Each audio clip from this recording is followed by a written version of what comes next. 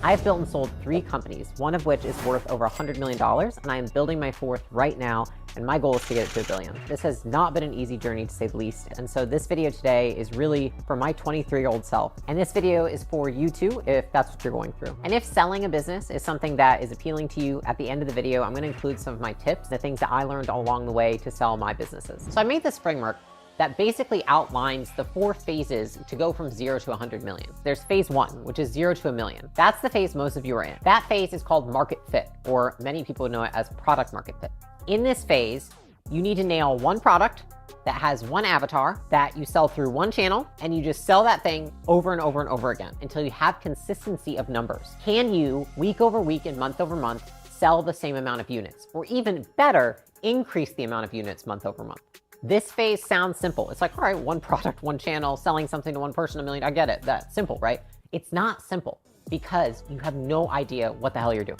If you're watching this video, you're probably what we would call a wantrepreneur. You want to be an entrepreneur, but you haven't taken that step. Before I started my business, I was constantly consuming things. I was consuming podcasts. I was reading books. I was going to free events. I was trying to figure out if I was working the right job, if I was getting in with the right people. I was trying to network. I always felt like I just wasn't ready. It just felt like there's like one piece of information that if I acquire that information, then I'll be ready to do the thing. And it's so funny looking back at it now because I realize like there is no silver bullet of information.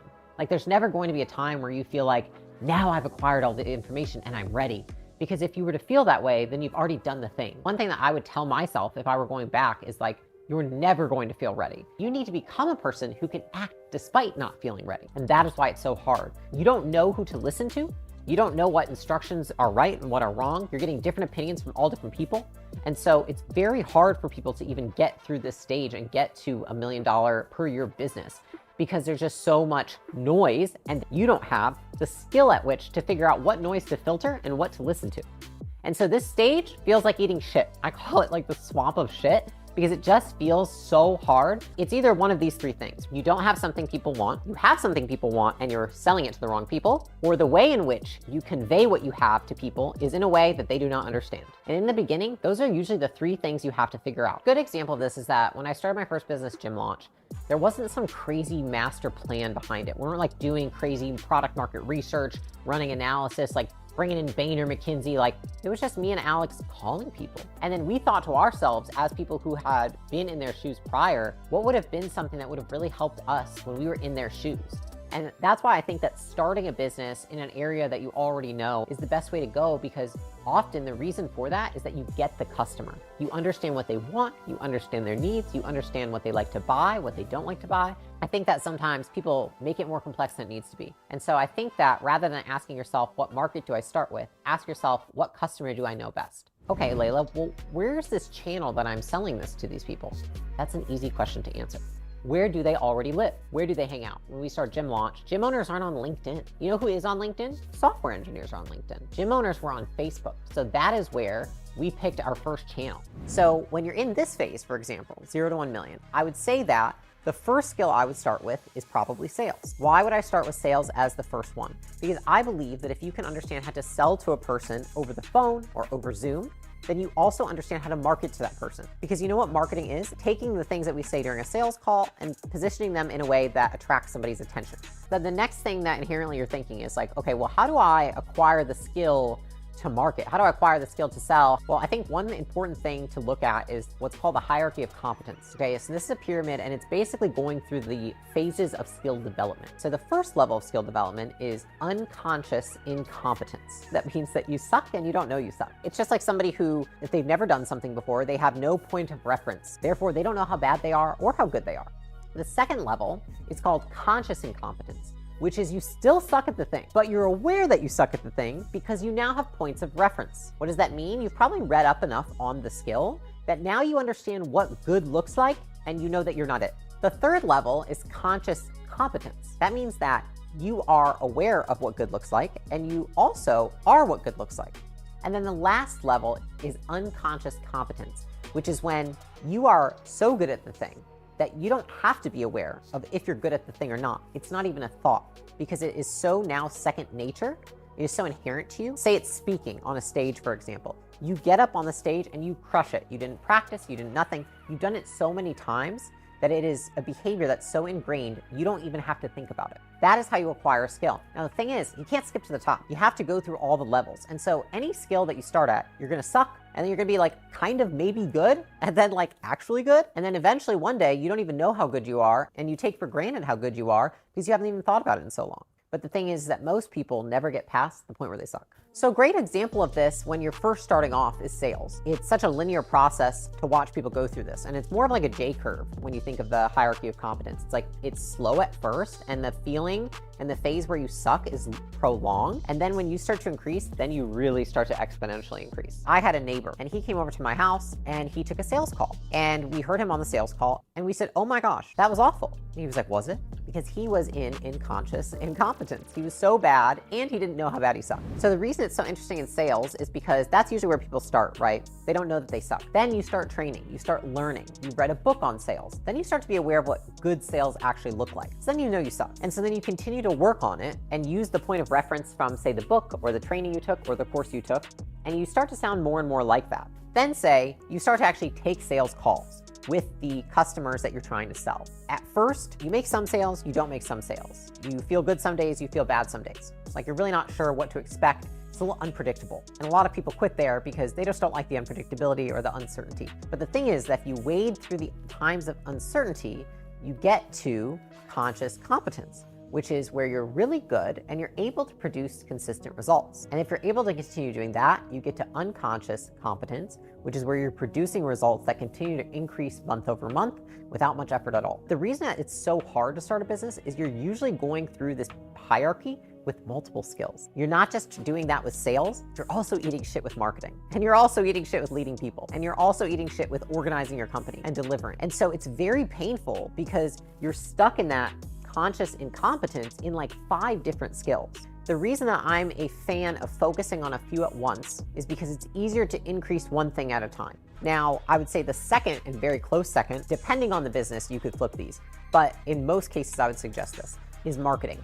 I see marketing as the expectations that we're setting of what our company does and what that customer is to expect for the entire journey with us, whether that's a one-time transaction or whether it's a transformation over 6 or 12 months. Marketing is setting expectations. How do I show people that I have what they want in a way that then creates a good customer experience? Aside from sales and marketing, the third skill that you're really learning during this period is offer development. What is offer development? It's understanding how you package the product for the people you're selling it to. Packaging is typically pricing combined with features. For example, so at Gym Launch, we sold Gym Launch to gym owners. When we're thinking of packaging, there's different ways that you can look at this when we're thinking of offer development. One is our offer conducive for the market we're selling to? What I mean by that is within your avatar, there are subsets of your avatar. If your offer is for weight loss, is it geared towards people over 50, below 50?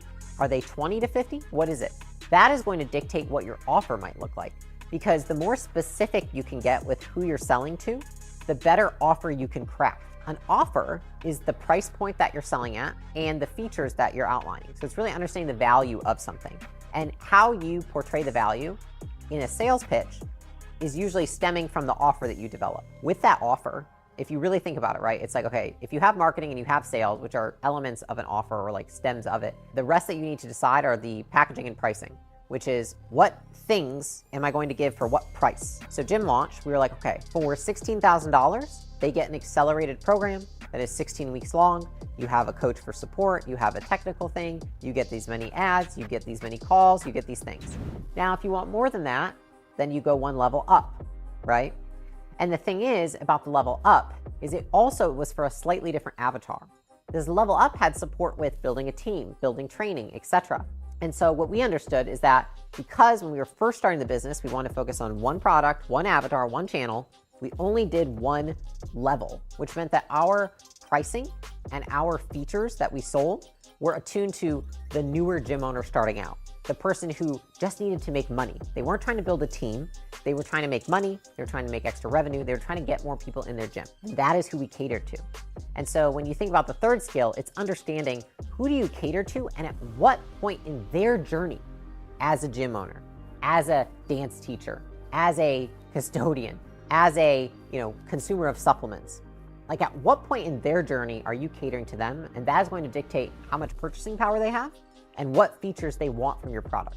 Now, those are hard skills, right? Those are skills that anybody can learn. But what is the one thing that's a soft skill that somebody would need to acquire in order to even have the capacity to achieve all those things? And I would say it's work capacity. You know, when I was first starting out, I think that I was primed for business because of working in fitness. So I would get up at 4 a.m. I would open the gym at 4:30 a.m.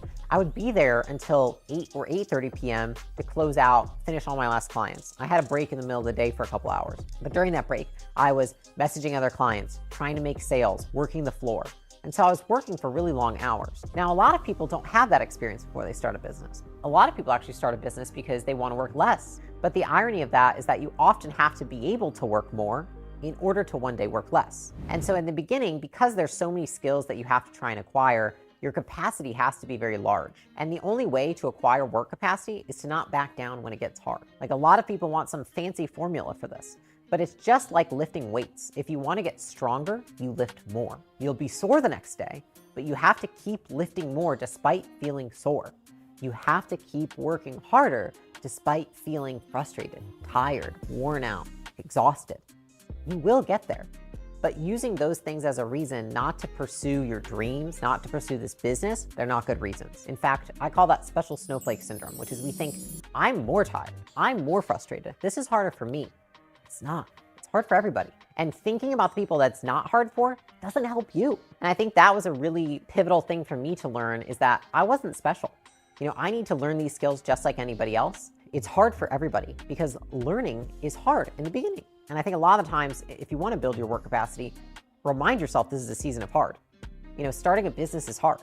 And I remember telling myself, you know, there's no better time than now. I'm not going to get any younger. There's no time in my life where I'm going to have less risk taking this. This will be a season of hard. It's not going to be fun. If you go into building a business thinking like, this should be easy, I should be making $1 million in 6 months, these expectations, which, what are they founded on? Like some dude on the internet who was posting it, trying to sell you his course. You know what I mean? Of course it took him 6 months because he's selling you a course. He's going to tell you whatever he needs to tell you. You have to set the expectations low, prepare for a season of hard, and focus on increasing your work capacity just like you build a muscle. Now, I also think during this stage, people get distracted by hearing about things that are important for business, but they're not important right now for business. So if you're still trying to find product market fit, then certain things don't matter. The appeal of your website does not really matter. Now, will it matter soon? Yes, but should it matter right now? Should that be something you put resources towards? Probably not. You know, having the perfect CRM in place and the perfect systems, does that matter? It's good to be organized, but the likelihood that you're gonna have to change it all in a year anyways, fairly high. Google Spreadsheets is fine. You know, becoming an insane leader that has very great management skills. Important? Yes. Right now, not the most important. Why? You probably only have a couple people. And a lot of people can manage 2 to 3 people without much skill at all. And so all of those things, like professionalizing the business, becoming a great manager, having a great brand presence, they're all important, but they're not the most important thing right now. Right now, what I've got to focus on is one channel, one product, one avatar, and selling it consistently over and over again until I'm so good that I have to start doing these other things because the demand is so high. The reason I think 0 to $1 million is the hardest is because it's the area in which you incur the most cost of change. You just made a big life change to start a business. You're not only incurring the cost of starting a business, you're incurring the cost of whatever change you made in your entire life. You might have changed or gotten rid of relationships. You might have quit a job and lost all your friends. And then the thing is that as you're able to deal with that stuff and you get used to the new environment, you get used to not talking to the people you used to talk to, you get used to not having a job, you clock in and get a paycheck out, then things start to go faster. You have more clear headspace, you have more attention back, you're able to focus more because your environment has stabilized. And once your environment has stabilized, it makes everything go much faster in the business. Now in the second phase, which is really 1 to 10 million. Like I talked about, it's a lot focused on deliverables. And the reason for that is often, like I said, you have one product to one avatar via one channel. You might have a product that you're selling, a transaction is made, but what are you getting from that customer after? And so the goal from the 1 to 10 million is how do we increase lifetime value? How do we get recurring revenue in place? In the 0 to 1 million, what becomes a problem thereafter is we don't make enough money per customer. And so we need to figure out what more does that customer want that I can sell them. That's really what we want to figure out from 1 to 10 million. Now, what goes with that is you can't really provide a product to customers beyond what you're doing today without building somewhat of a team. The skill that goes along with that is learning how to hire. Now, why do I say learning how to hire and not how to train? Because I believe that in small businesses, it makes more sense to get good at picking people than it does training people. The reason for that is it is much harder to train people when you only typically, in a small business, have to hire one of every role. So should you as the leader take the time to get proficient at one of everything, at IT, at finance, at sales, at marketing? Probably not. That would probably take all of your time, and you might actually drop the ball on the things that you are doing that are paramount to the business. Figuring out how to extend LTV of the customer paired with figuring out how to hire the right people and identify what roles are needed are the two skills that are going to take you from 1 to 10 million. The reason that increasing LTV is often a better alternative to just selling more people is because it actually costs you less in the long run. To acquire a customer is typically more costly for a business than it is to extend the lifetime value of that customer. So an example would be a fitness app. They get customers on, those customers pay, say, like $100 a year. And what happens is that in the beginning, cost of acquisition is low because you're new to the market, you've got something working really well, you're able to acquire customers, say it's like a 1 to 2 ratio. Over time, what typically happens is the cost of advertising only continues to get more. Why? Because more people get on the platforms, so you're competing against more people, and more people saturate your market. And so then what you're doing is that your margin per customer continues to shrink over time. So say you're selling that $99 app and say you were profiting $45, say 3 years ago, and now you're profiting $10. Not looking very good. Not easy to run a business on those margins. And so rather than saying, let's sell more people, I would say, okay, let's extend the lifetime value of the customer. After they purchase your app, what do they go purchase after? Do they go buy supplements? Do they go buy clothing? Do they go buy resistance bands? What are they buying as they continue to use your app that you're not selling them? That's where you have room to look at the LTV of a customer. The cost of acquiring them can continue to rise, and as long as you can continue to sell them more things on the back end without having to acquire a new one, you can increase the margins of your business and compete against everybody else while they're trying to squirm for like, how do I reduce my cost of acquisition? You're like, I don't care because I'm making more money on the back end. So then you can beat your competition. And again, this is why knowing your customer is so important. You know, with Gym Launch, for example, we knew what people wanted after they were in our 16-week program. We understood because we'd been there. When you really understand the customer, you understand what they need after your product. And so it makes it much easier to figure out how to extend that LTV because you've been a customer before, you've been in their shoes, or you know them so intimately that understanding all the other things that they're going to buy is really easy for you. Now, when it comes to those early hires, how to identify who you need to hire at this stage comes down to this quadrant I think of. There's things that you hate and suck at. There's also things you hate but you're good at. There's things that you're good at, and there's things that you like and you're good at. The first thing you want to offload is the things that you suck at and you hate. What are the things that you suck at and hate that are most important to the business growing? We usually want to offload the things that we hate but are good at, right? Like sales or marketing, because we might have gotten sick of it by now. But we don't want to offload those things. The business can't afford to have the close rate drop from 85% to 50%. We got to extend lifetime value first. Whatever you're good at in the business, like extraordinarily good at, keep doing and start outsourcing the other things first. So something I was doing that I sucked at and I didn't like was tech support. So in the beginning, we brought in all these customers, and in order for them to get their marketing up, to build out funnels, to get, Facebook ads launched, Instagram ads launched, they need a lot of technical help. And I am not good at that because I've never practiced, and I didn't enjoy it. And I probably didn't enjoy it because I suck at it, because like we know, when we suck at things, we don't really like them. Needless to say, that was one of the first things that we hired for, was people who were very technically competent. Now, the second thing that I hired for was somebody that could take the things off my plate that I might have been good at, but they weren't worth my time, meaning it was low dollar per hour work, which is another filter you can run this through, which is like you always want to outsource first the things that are the lowest dollar per hour, because those things can then make room so that you can focus on the higher dollar per hour work. And so then I brought on an executive assistant. Now, a lot of people ask me, they say, Layla, I've heard hire slow, fire fast. I'm not really the biggest fan of that because I think it's taken out of context. I think that at this point, do you even know to hire well? Are you even that skilled at hiring? Do you even know what fast or slow is, right? Probably not. Not if this is your first business. And so I think that what I would rather focus on is hire well, fire well. Learn how to hire people well. Learn how to set great expectations for them. Provide them with job descriptions. Give them a clear idea of the deficits of the company and the problems they are going to solve if they come and join you. And on the other side, when I say fire well, it means first, make sure that you've done your part in terms of setting the right expectations, onboarding the person properly, training them properly, and making them aware of the things that they need to work on. Because if you've never communicated those things to somebody, then why are we firing them rather than just having a conversation? In terms of how much to pay yourself, I think it comes down to understanding, why did you start the business? Did you start the business to make money for yourself, or did you start the business to have an impact on an industry, on a specific kind of people? In the beginning, when we had Gym Launch, we were broke and had debt, and so we wanted to make a ton of money from the business. We took out as much cash as possible from the business. In terms of acquisition.com, now we have enough money, we don't really care how much money we're taking out of the business. In fact, we don't intend to make money on this business for years. We're reinvesting most of the capital. It just depends on where you're at in your life and what the objective is. I don't fuck with the gray. So a lot of people will play in the gray. They'll say, hey, I'll do this little tax strategy, like, hey, there's a chance one day, I don't do that. If there's ever a chance of anything, I am just completely risk averse to that. I don't want any gray. I think that that's a personal question you have to ask yourself. But I will say that if you ever want to sell the business, investors will devalue the business for taking too much risk from a tax standpoint. So if you're watching this and you feel like some of these things are helpful for you, let me know in the comments which ones are the most helpful, and let me know which ones you're still unclear on so that I can make another video on it.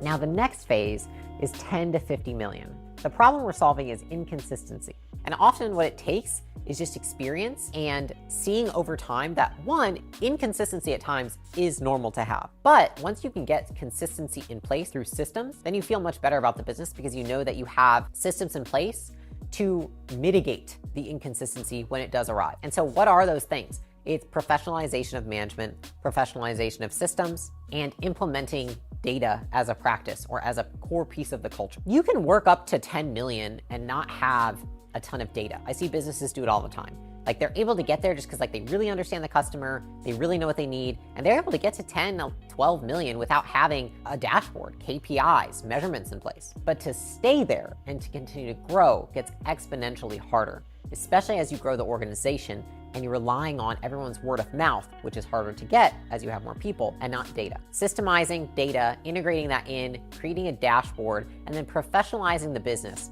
is what you want to focus on. Now, how do you professionalize a business? You professionalize management. When you get from 1 to 10 million, usually you can do so with people that are promoted from within, with honestly even just like 2 to 3 leaders who maybe are the founders. You don't need too much in place.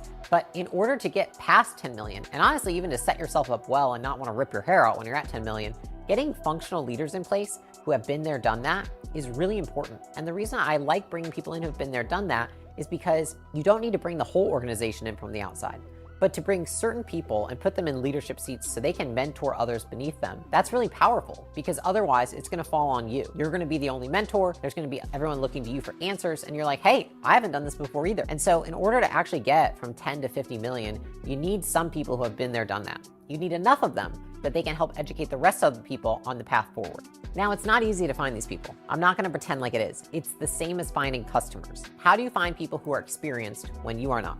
That is really what the question is. Why should they work for you when you have less experience than them? So really what you need to do is develop your employee value proposition, which is, why should employees want to work for you and not somebody else? Just like your offer that you have to the marketplace, which is, why should somebody buy your product and not somebody else's? It's the same thing, but done internally. Is it higher pay? Is it culture? Is it flexible remote work? What is it that you're going to provide here? And then a better way to even engineer it is, what are the type of people that you want and what do they want? Do they want remote work? Do they want higher pay? Or do they want learning opportunities? Just like you find out, what do my customers want? You have to figure out, what do my employees want? And then that is what you're going to provide. And that's how you're going to attract them. How you do that mechanistically, if you can get the offer right, the next thing that you need to do is get the platform right, which is, where do these people live? Well, we know that LinkedIn, the average person on LinkedIn is making more than $80,000 a year. So if your job that you're posting for is making $40,000 a year, are we going to do it on LinkedIn or Indeed? We're probably going to do it on Indeed. Versus if we're looking for people making over $100,000 a year, we're probably going to post it on LinkedIn. So for example, in Gym Launch, we had a very large coaching department, and that's probably a department that a lot of people struggle to scale. In fact, I would say it's one of the hardest. And the reason for that is to find a gym owner who's proficient enough, who has the track record that other gym owners will listen to. They might be making $1 million through their gym, taking home 300 grand a year. So why would they want to come work for Gym Launch at, $100,000 a year? Well, I realized that they wanted to learn from Alex and myself more than they wanted more money. Our value proposition to coaches was that you're going to learn directly from us. You're gonna get access to everything that we know ahead of everybody else, and we're gonna mentor you like you mentor your clients. The reason I think this stage is hard is that you have way less peers you can rely on. Every year that goes by, less and less businesses are able to continue to grow. You know, they might be stuck at $1 million or $2 million or $3 million or $5 million. What I found difficult was that I used to be able to find mentors who could help me with all aspects of the business. And what I realized very quickly that I had to segment and find mentors for each area of the business. People who had domain expertise rather than holistic business expertise. So I found people who were great at investing, found people who were great at finance, found people who were great at technology, found people who were in that domain great, and then, you know, paid them for expertise, paid them for insight, hired them if I needed to, whatever, to figure out what we needed to do to professionalize those areas. But I found that where a lot of people get stuck here, and the reason it's hard for them is they're still listening to mentors who help them get to 10 million, but those people themselves aren't past 10 million. And so it's really hard to get advice from somebody who's not been where you're at. Now, I will say there are professional people who are just very good coaches. Some of them in Silicon Valley, for example, like they haven't even been business owners, but they can coach people. But that's different. That's not the same as telling someone how to grow a business. Some of the best basketball coaches of all time haven't played on the court. So a lot of people ask, do I fundraise? You know, should I raise money to grow my business? I think it depends on what the end goal is. Would you prefer to own 100% of the business, or would you prefer not to? Do you have the skills it takes to manage multiple stakeholders, or do you not have those skills? I see that a lot of people who have started successful businesses before do well raising money because they understand the value of having other expertise there. So I think that you have to be self-aware enough to realize, is this something that I can take on top of starting the business, and weigh out the pros and cons for yourself. The final stage, 50 to 100, is all about innovation and talent. I mean innovation in a few different ways. Typically, a business can get to 50 million or even 100 million with a very simple product line and organically growing, more sales, more marketing, more CS, more of all these things, more infrastructure. But then a business gets to a point where it's at its hypothetical organic max. This vehicle in which we've built the business, it can't go past 80 miles per hour. So we might want to go to 120 miles per hour, but this car isn't going to get us there. And so the business often fundamentally has to change. This is where you see people sell to private equity. You know what private equity does? They add in technology so that the business becomes a technology business, which is automatically increases enterprise value, and it creates additional products that you can sell that have more recurring revenue typically. Another thing that you do is you see vertical integration, which is we're selling supplements, but we don't own the supply chain. We could automatically go from 50 million to we could be worth 250 million if we buy all the supply chain. And this is where you see really a business become a business of businesses. The innovation occurs where you say, okay, we've taken this the best darn place we can organically. Now we have to figure out, what does the business need to become to go past 100 million? What kind of business? Does it still remain a service business? Does it need to become a technology business? Are we keeping up with the market? What does the market want now? Is the way in which we're delivering the product and providing value still as effective as it was? Or could we innovate it and take more market share?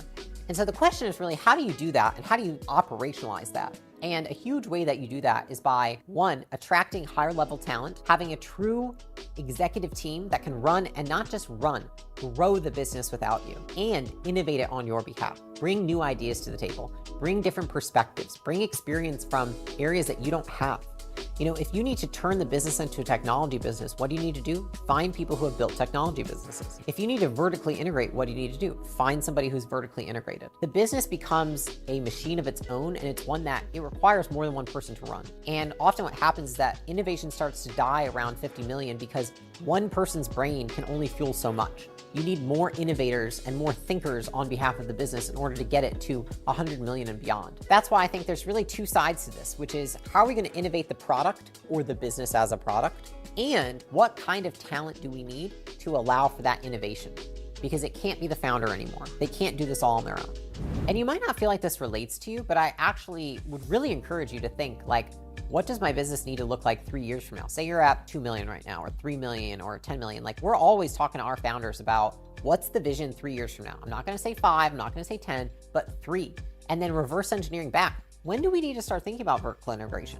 When do we need to start considering if we should become a technology platform or we should do a tech play? When do we need to start thinking about if we're going to be a business that buys other businesses? We need to start preparing for those things years in advance. And so it would behoove you not to think about this stuff, because what happens is that a lot of people take action up to 50 million that make it much harder for them to grow beyond 50 million. And if you're not at least informed and you're still unconsciously incompetent, then the amount of time it's going to take you to educate yourself on what needs to happen, the opportunity will be gone. And you won't have a chance to grow the business to 100 million and beyond because you've lost the opportunity. Somebody else has taken it. So at the beginning of the video, I said I was going to give you a few pieces of advice if you're interested in selling your business at some point. I would say the first thing is understand that your business is a product to a greater marketplace. The private equity or the venture capitalists or the family offices that would be interested in your business, understand what kind of buyer would want your business and for what reasons would they want it. Private equity, for example, oftentimes wants many businesses purely from a financial investment. They're trying to make returns on their money.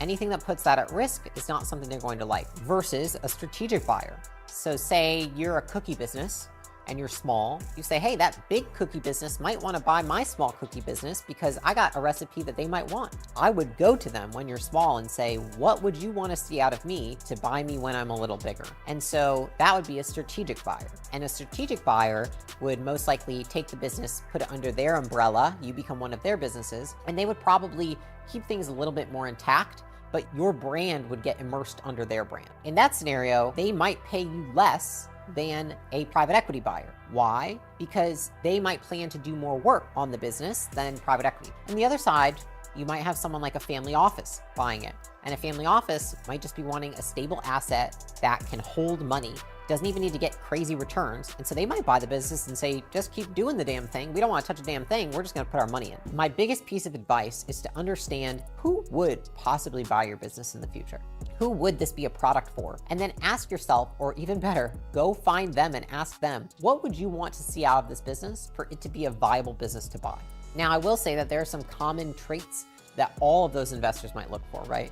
The first one is that there's not key man risk. Most investors do not want to buy a business or invest in a business where one person makes the majority of the decisions. They want to know they can remove the founder seamlessly and things will still run as is. The second is customer concentration risk, which is, do you have too much of your revenue coming from too few customers? Again, this is a huge risk for investors of any kind. And so if they see that there's only a few customers driving majority of the revenue, that's not appealing to them. And then the third piece is lack of consistent revenue. So that usually stems from lack of structure in place for a sales team, churn coming from not the best practices on the product side or maybe poor packaging, and lack of consistency with systems and team overall. That being said, if you're going to do that, you might be wondering, what kind of business am I going to start? And that is why I made this video where I basically rank different business opportunities and give my insights on what I think are pros and cons and strengths and weaknesses of each one.